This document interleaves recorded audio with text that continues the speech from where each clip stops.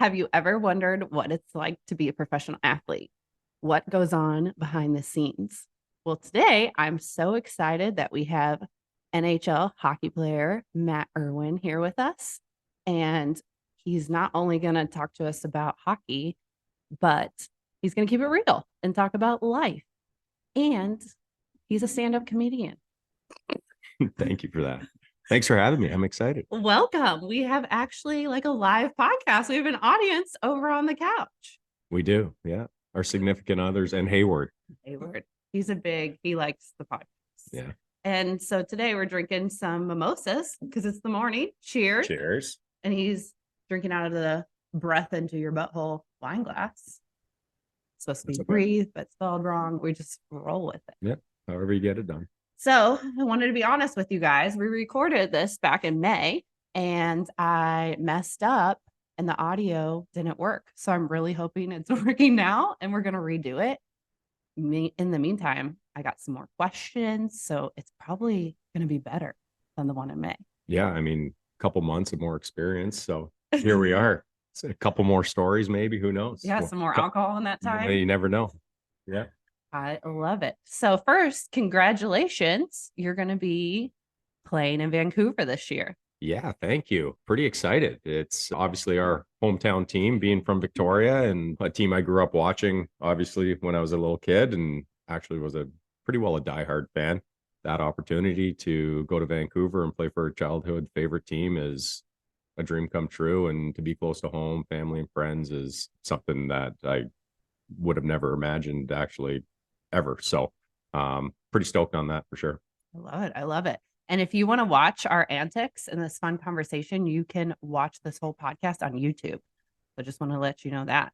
But I want to talk to you about your health journey and get into some detail about how you've minded your body. Get that? Wrap into the podcast. Got it. Throughout your career. But first, I'm dying to know, you are one of the few players who got to play in the Stanley Cup Finals.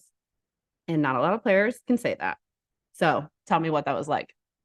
Obviously amazing. First of all, I think the whole process, I think that year, we weren't a top team. We were a team that just kind of scratched and clawed our way into the playoffs. I think we went in as the 8th seed. I know we went in as the 8th seed in the Western Conference Final, but I think overall, we were points wise the 16th seed. So the last seed to get in.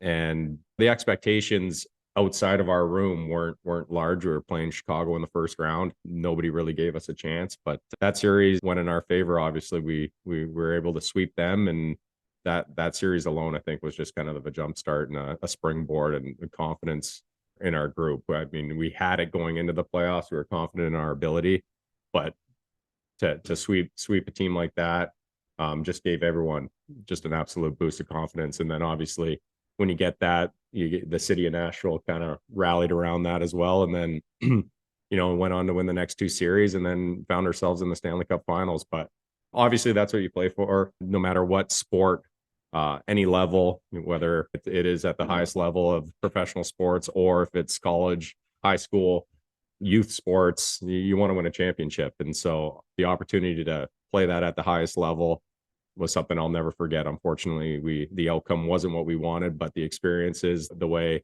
as a group we came together, the way the city rallied around us was so special and so unique. So nothing but good memories, except for the one poor memory of actually losing it. And speaking of that, all Pred fans remember the infamous premature whistle on the Sissons goal in Game 6, which may have cost the game and a chance to force Game 7. Was that pretty frustrating? Yeah, I mean, obviously, I didn't know the rule when it happened, but that whole playoff run, when we scored at home, it was, a shot of adrenaline. It was electric. It was as loud as I've heard any building. And so when you think you have a goal and then it gets disallowed, it's certainly deflating. But at that time, there was a lot of game left, and we were playing well. It was a tight game. I think it was 0-0, and our season was obviously on the line, and Pittsburgh was desperate because they had a chance to close out. Yeah, I mean, obviously frustrating. I mean, you can't say it's not, but it is what it is. I mean, you can't sit there and dwell on it. for the rest of the game. That's going to do you no good. It's not going to bring back a goal. You just move on like anything. There's adversity throughout the year. There's adversity through the playoffs, and then game to game, you run into some adversity. So that's what makes, a playoff run like that so challenging, is you go through these ups and downs throughout the year, throughout the playoffs, throughout series, and then just in games where the emotions are high and then they're low and everything. So, you just got to kind of, it's cliche, stay even keel and work to get the next one. And unfortunately, we didn't actually get the next one. But yeah, I mean, it was just part of the game, and that's what happens. Yeah. And have you been to Broadway and seen the statue of Pekka yet? I think I got a picture. Oh yeah, we sent it last time. Yeah, the last time I was here, we got a picture beside Pekka. Yeah. So you've been there and seen it. Yeah. So I heard a quote from him in the media, from Pekka, who we both know and love, when he was asked by a reporter what he thought about the missed call. He had just, of course, all of you guys, but him as the goalie, lost his chance at a Stanley Cup and had every right to be livid. And his response was, everybody makes mistakes, which I know you and I both agree on. But we have talked about this, but it just shows how good of a person and that Pekka is, or a human, on and off the ice. Yeah, I mean, that answer to that question sums Pekka up in a nutshell. I mean, there's a guy that is so calm, so friendly, so inviting. You just want to be around him, and just his vibe it just attracts people, and the way he treats people, the way he treats anyone throughout the city of Nashville. It doesn't matter who you are, what you do, you're friends with Pekka, and Pekka is your friend, and what he means to this city. And me personally getting to play just 4 years with him is something that I'll cherish. And I think I say that for anyone that's had the opportunity to play a game or 10 years with him. He's a special human being. There's not a lot of them in the hockey world, let alone in the world. He's unique. He's just a really good guy, and he deserves everything that he has been given, but he's also earned all that too. He works so hard. He's always the hardest worker. He takes care of himself. He takes care of the people around him. So, what he has done for the organization, for the city of Nashville, and anyone that has had the pleasure of just running into him is tremendous. So that answer to, what was a devastating turn of events is Pekka in a nutshell, and I wouldn't expect anything else from him. Of course not. Well, cheers to the Stanley Cup run. That's so exciting. You got to be a part of that and in it. All right. I want to hear, and the people, they want to hear kind of your story. Like, how did you ever think you'd be a professional athlete, and how did you get here? Yeah. I mean, I start off with dreaming of being an NHL hockey player. I grew up playing baseball and hockey. Those are the two sports that I did soccer too, but baseball and hockey kind of took over. As a kid, you dream. It is a dream to play in the NHL, or for me, even baseball, play in the MLB. But that was it. It was just a dream. I honestly didn't think that it was even a possibility. So that being said, I mean, I played hockey because I loved it. I had fun doing it. I had great friends through minor hockey, through juniors, college, and then through the pro ranks. But never once was I like, I'm going to make the NHL, or did my parents say he's going to make the NHL? That wasn't the case. It was just go out there, have fun, be active, all the things that you learn through, team sports, how to be a good teammate, hard work, discipline, all those things. That was the most important thing. And then obviously you develop skills and things start to unfold. Yeah. For me, it was, minor hockey to junior hockey to a college opportunity, to realizing that maybe there is something here at the pro level, and then fortunate enough signing a pro contract. And then you're like, okay, well, I'm knocking on the door here. Maybe there is a chance. And you still don't really, you hope for it, but you don't believe it. I never really did until, that opportunity did come. So it was never something that I thought would happen. It was just always a dream. That's pretty cool. And what was your big break? How did you, when you first signed that contract, where did you go? Where did you start? Yeah. And how'd that feel? So going back a little bit, I played junior B back home in Victoria for the Saanich Braves. It means nothing to anyone, but then I went on to play junior A hockey. And that's where you kind of start and I didn't even know this. That's where college teams start to, NCAA teams start scouting. And I didn't even know that was a thing when I first got there. And not that it was on my radar, because I didn't play well enough to even have any team on my radar. But I spent 3 years at that level, and that second year was kind of the year that kind of springboarded me onto the map, I guess, for scouts, and started getting some looks and some interest, and did a couple fly down visits, and ended up committing to the University of Massachusetts in Amherst. And for a kid that's from Western Canada going all the way out to the East Coast, was daunting, but also I thought it was a cool opportunity, because I didn't know personally, going back to whether I thought I was going to play professional. I didn't know if I'd ever get out to the East Coast of the States, or let alone the East Coast anywhere of Canada. So for me, that was just a good opportunity to get out there, see that's part of the world, play in a hockey crazy area in the New England area. Fell in love with the campus, the coaching staff, the opportunity that they're saying that, I would have. So it was good. I with the schools that I had opportunities to attend, I just looked at where I was going to play. I wanted to go in and have an opportunity to play, and then earn that spot, and just kind of go from there. I didn't want to go in and be stuck behind, because it might be a better school or a better hockey program at the time. I didn't want to go in and be stuck behind some draft picks, because I was never drafted. I just wanted to go in and hopefully earn my ice, and put my best foot forward. And because I was older too, I was 20 when I went to my freshman year. So when you start realizing that, pro hockey might be an opportunity, you're only young for so long, and that window closes pretty quick. So, I had to go in there and prove that I could play, and it worked out. And from there, after my sophomore year, I was able to sign with the San Jose Sharks, and then start my pro career. That's awesome. And something that you just said, like, prove myself, I have to play. Yeah. You've kind of had to do that your whole career. Yeah. And you have an interesting perspective and position, because everyone just raves about how good of a locker room guy you are. You're hilarious. You're there to support everyone. Like, you just bring the best out in people with who you are as a person and your personality. So what has been that journey of, like, proving you have to play, and how did you find your spot on a team? I think we just end the podcast there with that little conclusion. Thank you. No, just honestly, it wasn't always like that. You have to adapt to, everything. Doesn't matter if it's hockey or life. I came in my first couple years in San Jose, playing on the power play, playing, 18, 20 minutes a night in all situations. It was rolling. It was good. This was awesome. I'm playing in the NHL. This is a dream come true.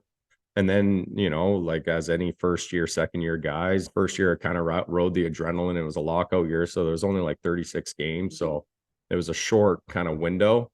And then the second year, obviously hit some bumps and play drop. It was hard to be consistent. Didn't have the experience, didn't really know how to deal with it.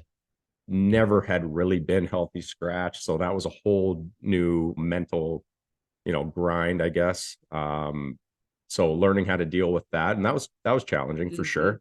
But you learn to figure it and navigate your way through it, and, play well, and just learn that consistency is what's going to keep you in the lineup, and all that stuff. But that was challenging for sure. The following year, after my time in San Jose, is kind of when it was really, I guess, so to speak, rock bottom of my hockey career, which, looking back, certainly I wouldn't call it rock bottom. But at that time, I felt like the walls were caving in. I signed with Boston, excited. I was a free agent, went to Boston, had a great training camp. And then the first 2 games, I was terrible, like beyond terrible. I think I was on the ice for 5 goals against in the 2 games. And I remember going in the following day after that second game, the GM called me into his office, and he was putting me on waivers. And so that was crushing. That's like, what do you think was that struggle of those 2 bad games? Was it your mindset? Was it your body? Like, or is it the pressure? It wasn't. I was fully confident going into the season, because I had a really good training camp, and I just had 2 bad games. Just laid an egg, and I wasn't really given the opportunity to dig out of it. which I'm confident I would have been able to.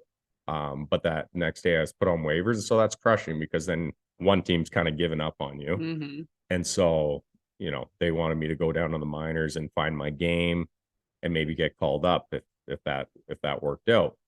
But what waivers is you get passed through at the time 29 other teams, and they can pick you up for free. Mm-hmm. And so you wait 24 hours and see if a team wants to take a chance on you or what have you. And I got a call at, I guess, just after noon, 12:30 or whatever it was, and said that I cleared waivers and I'm going down to the minor. So there's another blow, right? Like, okay, there's 29 other teams in the league and nobody wants me. So that kind of sucks. So anyways, kind of pick yourself up, I guess, a little bit. And I went down to the minors in Providence and had a great year in the sense that I enjoyed my time there. My teammates were great. Just tried to improve my game, tried to help the team win, obviously. But there was bumps there too. There was healthy scratches in the minors. And so here I go from playing 3 years in the NHL to being waived, to no one wanting me, to going to the minors, playing well, but still getting scratched. Now I'm getting scratched in the AHL, which I never had that never happened. And one thing to get scratched in the NHL, you're in the best league in the world, blah, blah, blah. But then you get sent down thinking you're an NHL player. Now you're not even an AHL player. That was hard mentally. And so that was a grind. So that season ended, and I was happy when that season was over, just because I could close the door on that season and move on. And that's when, options for the following season were coming outside of North America. And that was opportunities in Europe and Russia, where you could make good money, and, kind of set yourself up, because here I am, like I said, scratched, NHL, AHL, like who wants me? We considered, I say we, my wife and I, Chantel, we considered going over to Russia. I think more me than her. To this day, I give her all the credit, and I have to, because she was the one that was like, you're not going over there. This isn't happening. You're a good hockey player. You're an NHL hockey player. Let's give it another go. Let's see if there's another team out there, and they'll sign you, and keep going and stay in North America, and at least you owe it to yourself to give it another chance. This could just be a fluke. And in her mind, it was. In my mind, I was thinking, well, I gotta go. Let's try to be financially stable here and go make some money over there. And much to her credit, we decided to stay in North America and got a call July 1st from Nashville. And and then David Poyle called, and we committed to coming here and signed in Nashville, and started that next year out in the minors in Milwaukee. And then there was an opportunity through injuries to get called up maybe a week or two in, and ended up playing 76 games, a career high, that 16-17 season, and then the run to the Stanley Cup Finals, which we already touched on. And here we are, you're still freaking playing. It's so awesome. 6-7 years later, we're still playing in the NHL. So you've been in the NHL how many seasons? This will be my 11th or 12th year now. That's huge. And so I think after my third, fourth year pro was when Chantel convinced me to stay over here and give it another shot. So all the credit to her, and it's amazing. Incredible. It's so important to have like a team around you of supportive people. That includes your family and people that are friends and people you pay to have around you. Yeah, absolutely. I mean, it's everything. You can't do it on your own. I just kind of shut down and was like, I guess this isn't for me. This is not what it's supposed to be for me. And that's why you need the support system. You need your family, your wife, girlfriend, whoever it might be, your people outside of hockey, so you can kind of get away from it. Your friends that that aren't in the hockey world, so you can just talk to them about anything, really.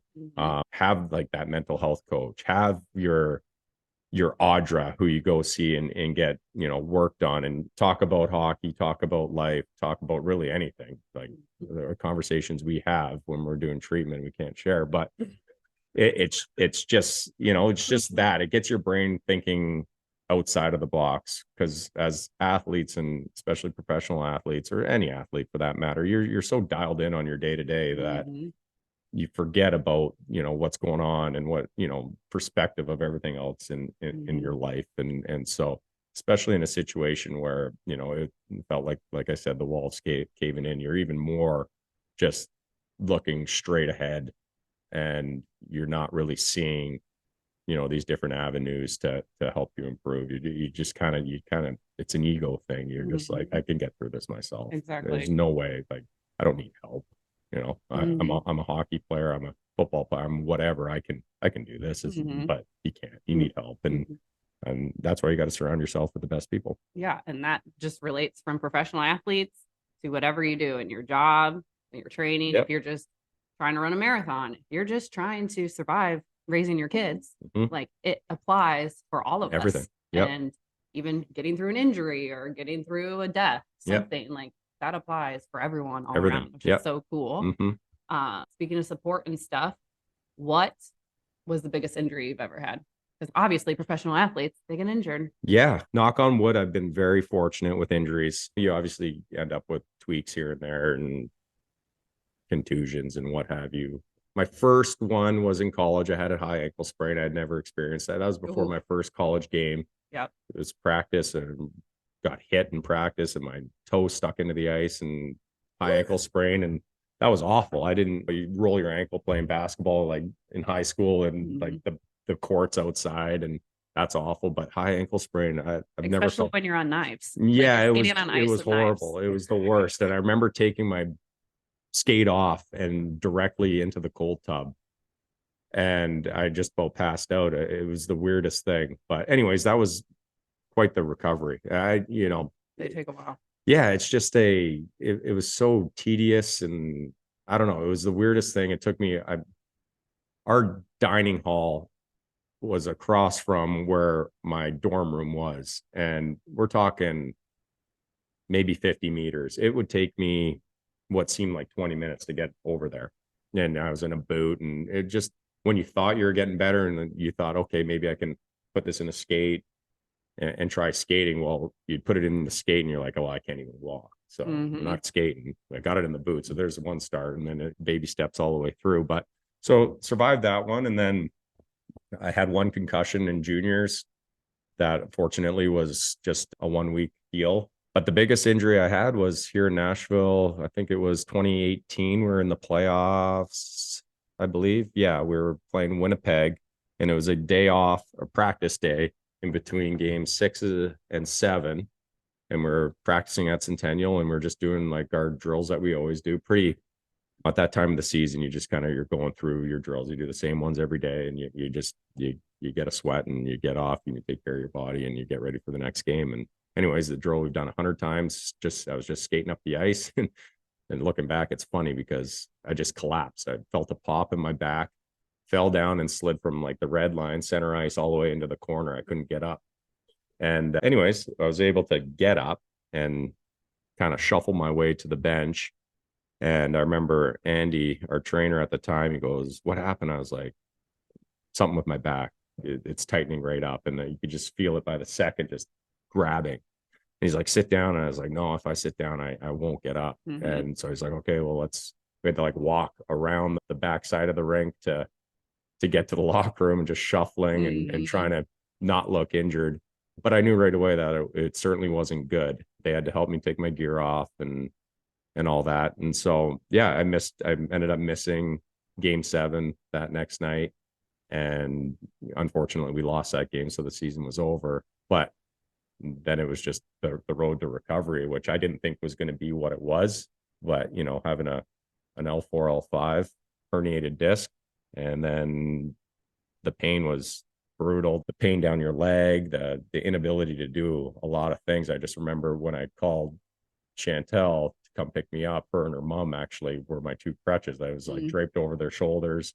They stuffed me in the car because I had to go get x-rays and MRIs or whatever it was at Vanderbilt. And yeah, it was like, you're kind of debilitated. That kind of translated into a whole off season of focusing on my back and rehabbing that. And that's hard with injuries, especially as athletes, because their off season's time to recover. and then get stronger for the following season. But when everyone deals with it, when you go through an injury, you got to recover, or you got to heal that, make sure you're good to start training. And you only have a couple months, so you can't really get back to where you want to be for camp. So that was challenging. But thankfully, I met Dr. Audra and through a teammate. And yeah, I mean, I to this day, I know for a fact that if I didn't meet you, there's a good chance I'm not playing hockey anymore, because it was that bad of an injury. You steered me away from surgery, and that was something that I was considering, because I was like, well, this isn't getting better. Let's go under the knife and let them fix it. And so through consultation through you and, some of the other doctors were very, let's look at different avenues before we go under the knife, because once you cut open, as you say, you can't go back. And especially with the back, I remember you saying that it's something that's going to pop up over time as you get older. So let's exhaust all options with non-surgical procedure and see where we're at. And thankfully we did, because knock on wood again, I haven't had an issue with it since. So yeah, so fun. Yeah, it was fun. We had a fun time rehabbing. Yeah, we did. But I still remember that very vividly. And you coming in, and I mean, to your credit, I looked at you and I was like, listen, you can't really go home this summer back to Canada. No. You need to commit to staying here so that we can get on top of this. And that's not something you probably wanted to hear either. No. But you showed up every time, every appointment. You did everything that was asked of you.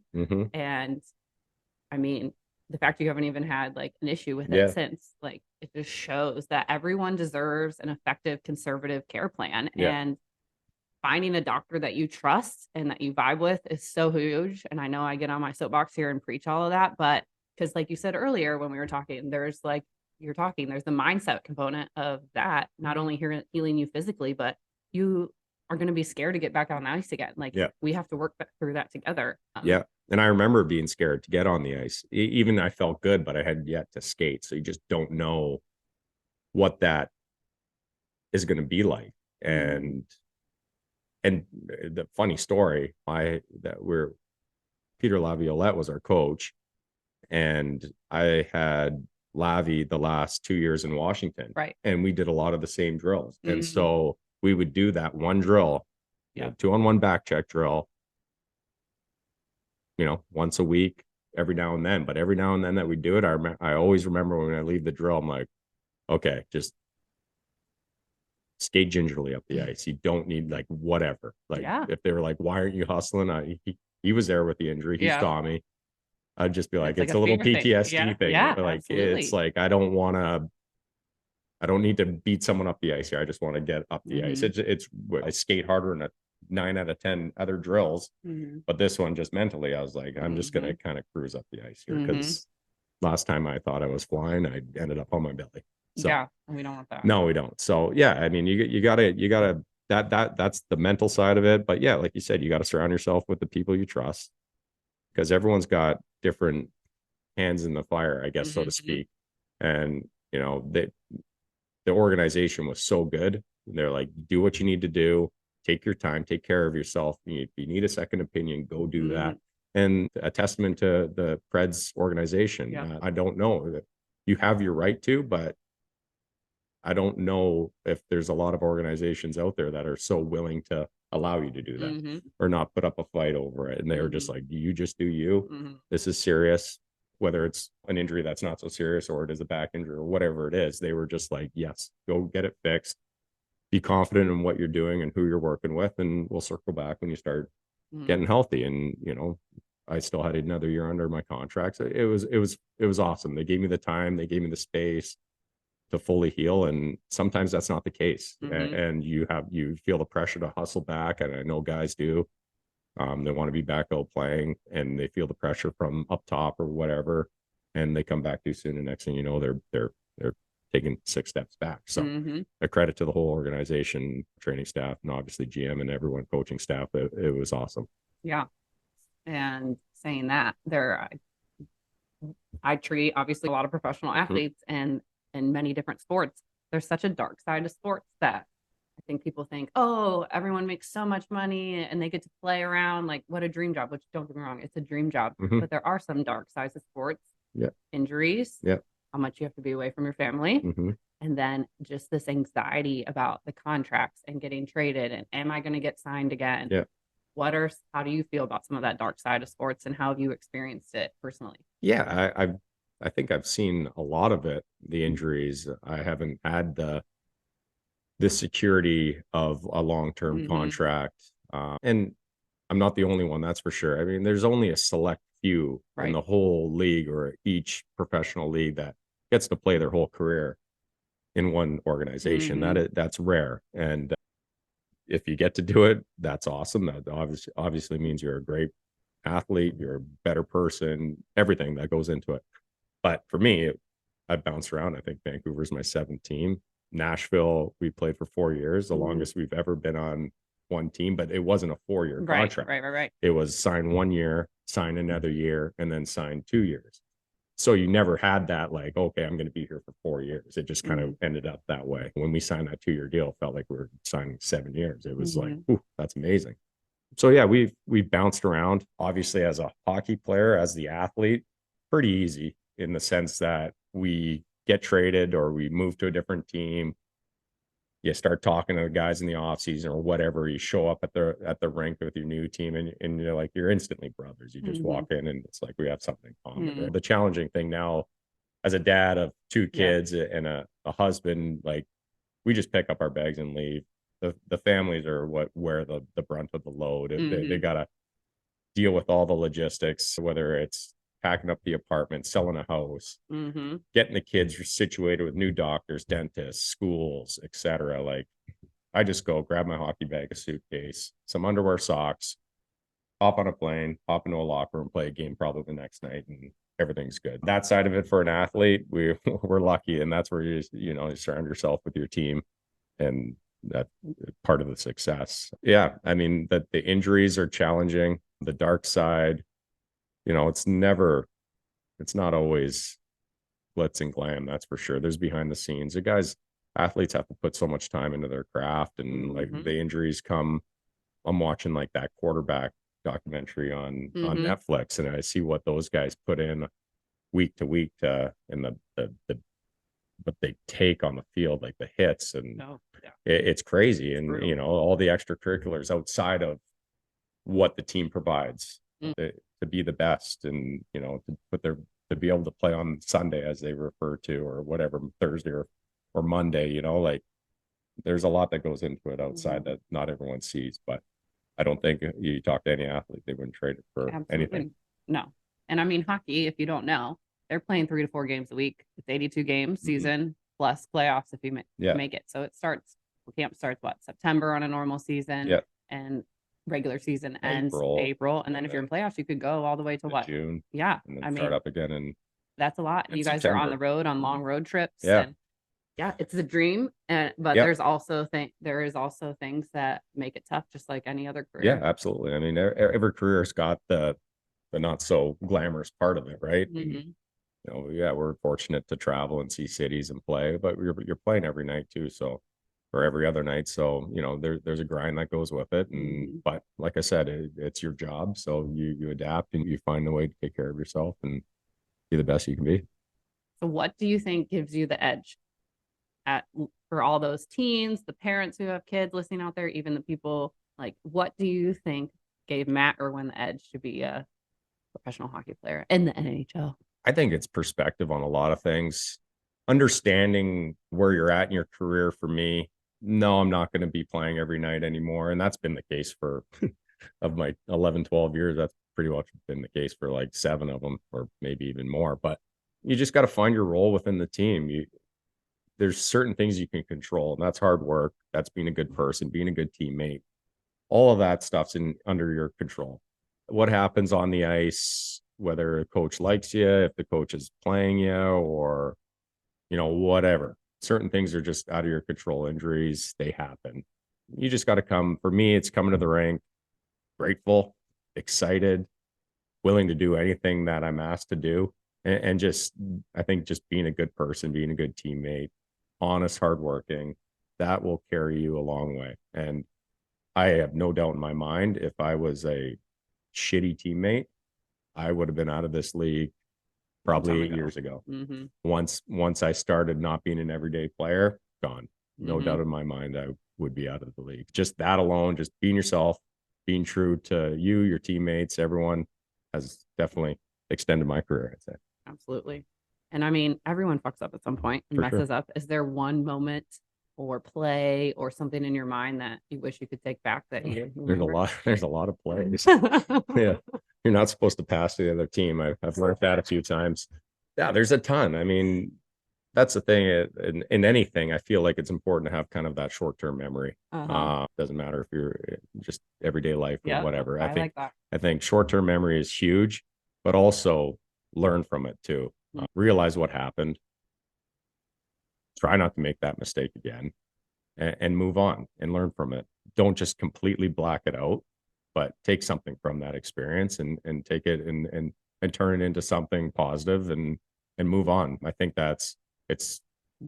can be harder, easier said than done, but over time you kind of get comfortable with that, and mistakes are going to happen. Mistakes happen in life. As an athlete, there's going to be bad games. There's going to be good games. It's from shift to shift. You go from making a bad play to that next shift being better, and then building off that. If you have a bad game, make sure the next game's better. If you have a bad practice, make sure the next one's better. It's just don't be consistently, I guess, with poor habits or what have you. Make sure you're learning from your mistakes and enjoy the process, because it's not going to be smooth, but you can learn a lot from those facing those kind of adversities. Well, I'm so excited for you to be playing another season and part of your team that's able to help you out and keep you going. Yes, thank you. We love being able to hang and see you in Chantel, and we're so honored. Thank you so much for coming on. Thank you for having me. It was a pleasure.